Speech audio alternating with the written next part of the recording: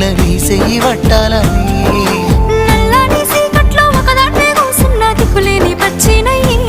బావా నువ్వెప్పుడొస్తావని ఏళ్ళైపోతుండే పిల్ల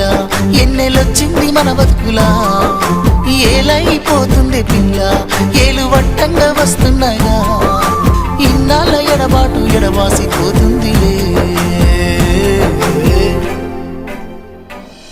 ఈ సీనయ్య గుండున్నదే సినదారా నీ కోసము